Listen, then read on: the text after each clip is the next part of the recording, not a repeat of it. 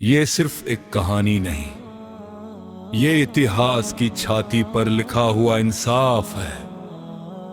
یہ قصہ ہے پروفٹ نوح کا، صبر، دعوت اور اللہ کی حکومت کا قصہ۔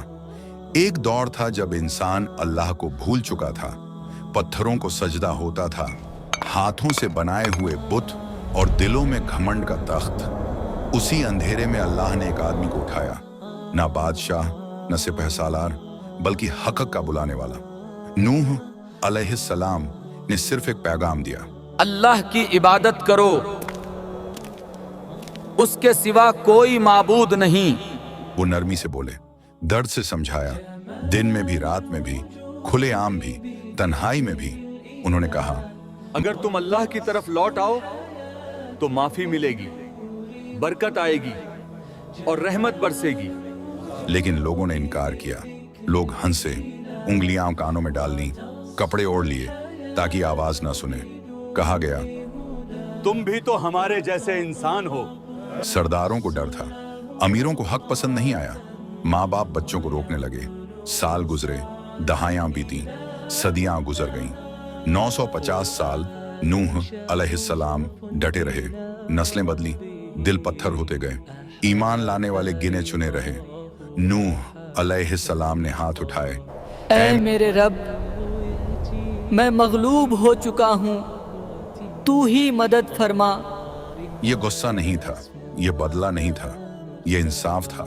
صدیوں کی رحمت کے بعد اللہ نے فرمایا، کشتی بناؤ ریگستان میں، بنا دریا، بنا سمندر۔ لوگ پھر ہنسے، نبی تھے اب بڑھئی بن گئے۔ نوح بولے، آج تم ہنستے ہو، کل حق خود بولے گا۔ بارش گری نہیں، آسمان پھٹ پڑا، زمین سے پانی ابل پڑا، اوپر سے بھی نیچے سے بھی۔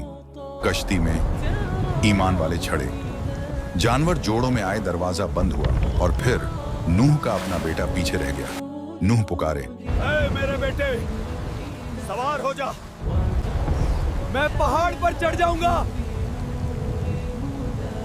آج اللہ کے حکم سے کوئی پناہ نہیں۔ ایک لہر اٹھی، باپ اور بیٹے کے بیچ قسمت کی دیوار کھڑی ہو گئی اور بیٹا ڈوب گیا۔ نبیوں کی آزمائش سب سے سخت ہوتی ہے۔ سب کچھ مٹ گیا، گھمنڈ، بت، طاقت، جھوٹی شان۔ پھر اللہ نے فرمایا، نے اپنے بیٹے کو جو کشتی سے الگ تھا پکارا کہ بیٹا ہمارے ساتھ سوار ہو جا اور کافروں میں شامل نہ ہو۔ اس نے کہا کہ میں ابھی پہاڑ سے جا لگوں گا، وہ مجھے پانی سے بچا لے گا۔ فرمایا کہ آج اللہ کے عذاب سے کوئی بچانے والا نہیں اور نہ کوئی بچ سکتا ہے مگر وہی جس پر اللہ رحم کرے۔ اتنے میں دونوں کے درمیان لہر حائل ہو گئی اور وہ ڈوب کر رہ گیا، اور حکم دیا گیا کہ اے زمین اپنا پانی نگل جا، اور اے آسمان تھم جا، اور پانی خشک ہو گیا اور کام تمام کر دیا گیا۔ اور کشتی کوہ جودی پر جا ٹھہری اور کہہ دیا گیا کہ بے انصاف لوگوں پر لعنت۔ پانی اتر گیا، کشتی ٹھہر گئی، خاموشی چھا گئی۔ نوح علیہ السلام اترے ایک پاک دنیا پر۔ اللہ نے فرمایا، سلامتی ہو تم پر اور تمہارے ساتھ والوں پر۔